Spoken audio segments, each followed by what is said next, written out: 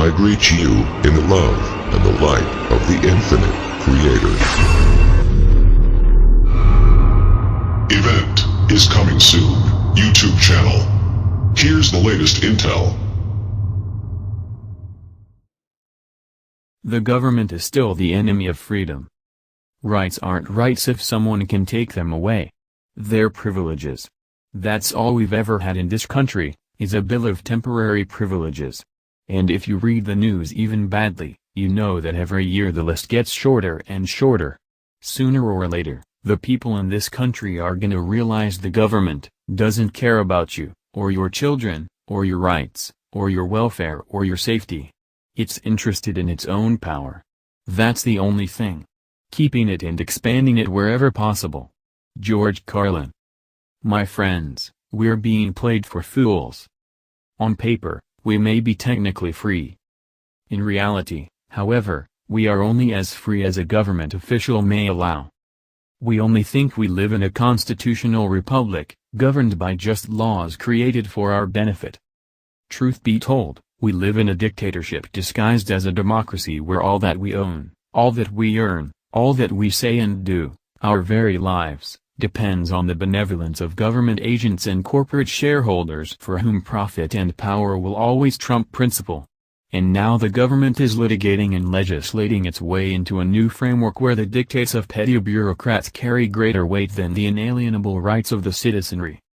We're in trouble, folks. Freedom no longer means what it once did.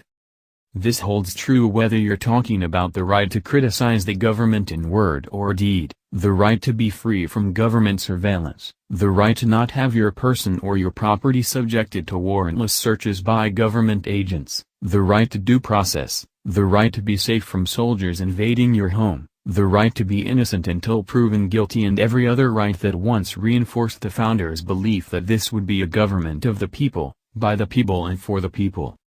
Not only do we no longer have dominion over our bodies, our families, our property and our lives, but the government continues to chip away at what few rights we still have to speak freely and think for ourselves. If the government can control speech, it can control thought and, in turn, it can control the minds of the citizenry. The unspoken freedom enshrined in the First Amendment is the right to think freely and openly debate issues without being muzzled or treated like a criminal.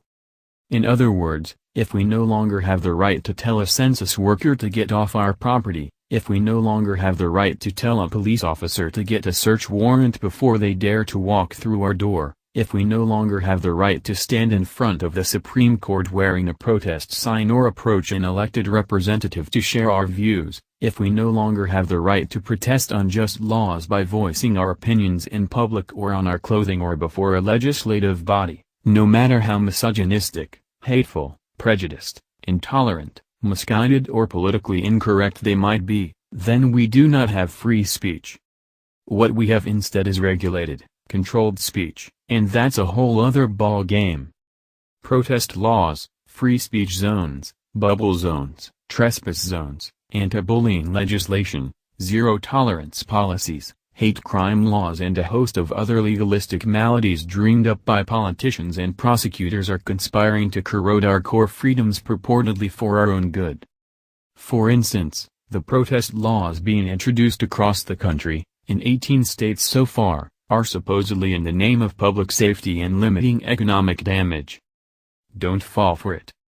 No matter how you package these laws, no matter how well-meaning they may sound, no matter how much you may disagree with the protesters or sympathize with the objects of the protest, these proposed laws are aimed at one thing only: discouraging dissent. In Arizona, police would be permitted to seize the assets of anyone involved in a protest that at some point becomes violent.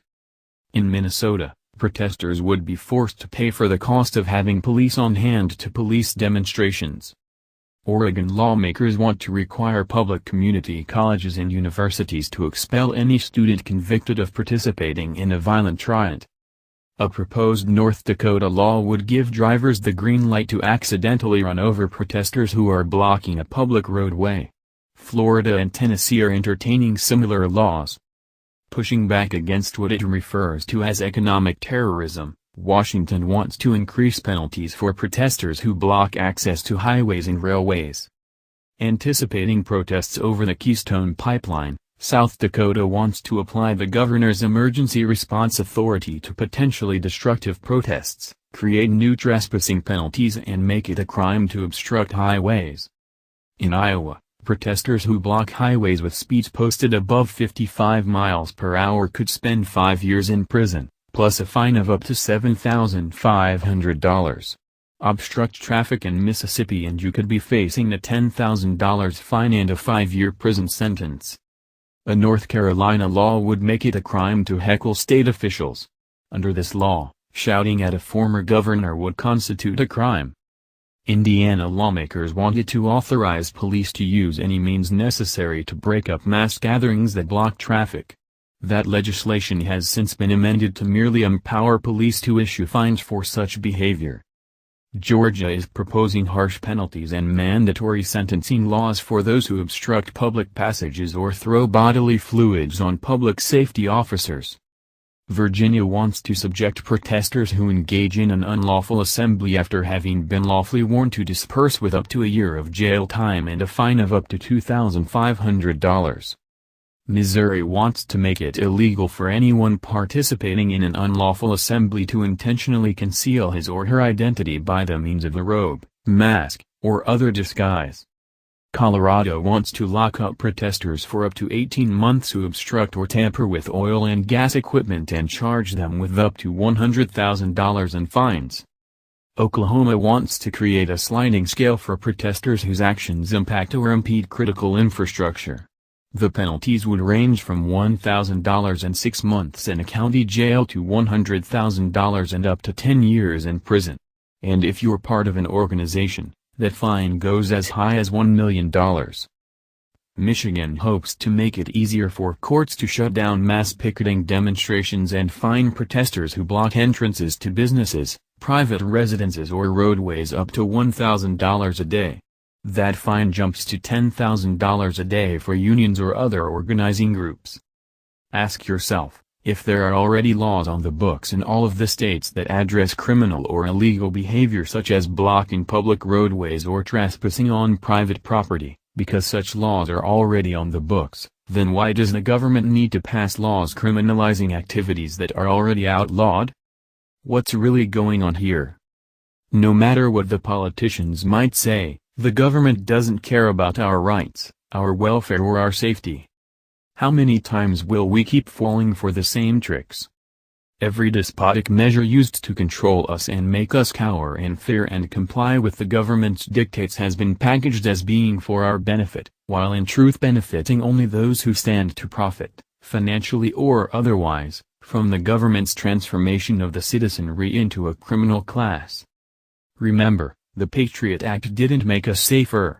It simply turned American citizens into suspects and, in the process, gave rise to an entire industry, private and governmental, whose profit depends on its ability to undermine our Fourth Amendment rights. Placing TSA agents in our nation's airports didn't make us safer. It simply subjected Americans to invasive groping, ogling and bodily searches by government agents. Now the TSA plans to subject travelers to even more comprehensive pat-downs. So, too, these protest laws are not about protecting the economy or private property or public roads. Rather, they are intended to muzzle discontent and discourage anyone from challenging government authority. These laws are the shot across the bow. They're intended to send a strong message that in the American police state, you're either a patriot who marches in lockstep with the government's dictates or you're a pariah, a suspect, a criminal, a troublemaker, a terrorist, a radical, a revolutionary.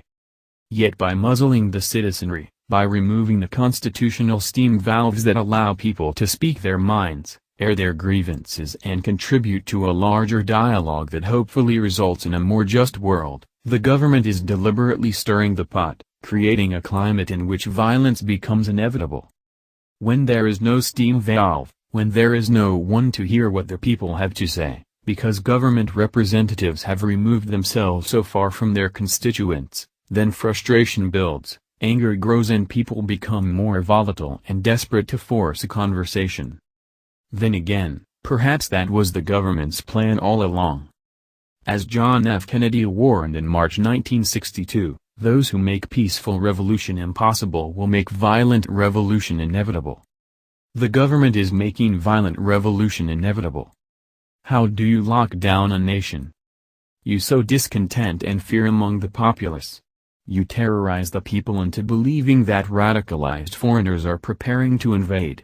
You teach them to be non-thinkers who passively accept whatever is told them, whether it's delivered by way of the corporate media or a government handler. You brainwash them into believing that everything the government does is for their good and anyone who opposes the government is an enemy. You acclimate them to a state of martial law, carried out by soldiers disguised as police officers but bearing the weapons of war. You polarize them so that they can never unite and stand united against the government. You create a climate in which silence is golden and those who speak up are shouted down. You spread propaganda and lies. You package the police state in the rhetoric of politicians. And then, when and if the people finally wake up to the fact that the government is not and has never been their friend, when it's too late for peaceful protests and violence is all that remains to them as a recourse against tyranny, you use all of the tools you've been so carefully amassing, the criminal databases and surveillance and identification systems and private prisons and protest laws, and you shut them down for good. As I make clear in my book Battlefield America, The War on the American People, once a government assumes power, unconstitutional or not, it does not relinquish it. The militarized police are not going to stand down. The NSA will continue to collect electronic files on everything we do. More and more Americans are going to face jail time for offenses that prior generations did not concern themselves with. The government, at all levels, could crack down on virtually anyone at any time. Martin Luther King saw it coming, both the spontaneous explosion of anger by various citizen groups and the ensuing crackdown by the government. Police, National Guard and other armed bodies are feverishly preparing for repression, King wrote shortly before he was assassinated. They can be curbed not by unorganized resort to force. But only by a massive wave of militant nonviolence. It also may be the instrument of our national salvation. Militant nonviolent resistance. A nationwide nonviolent movement is very important, King wrote. We know from past experience that Congress and the President won't do anything until you develop a movement around which people of goodwill can find a way to put pressure on them. This means making the movement powerful enough, dramatic enough, morally appealing enough, so that people of goodwill, the churches, laborers, liberals, intellectuals, students, poor people themselves begin to put pressure on congressmen to the point that they can no longer elude our demands. It must be militant, massive nonviolence, King emphasized.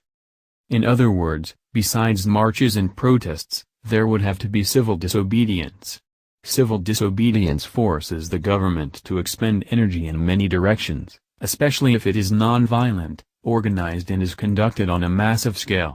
This is, as King knew, the only way to move the beast. It is the way to effect change without resorting to violence. And it is exactly what these protest laws are attempting to discourage. We are coming to a crossroads. Either we gather together now and attempt to restore freedom or all will be lost.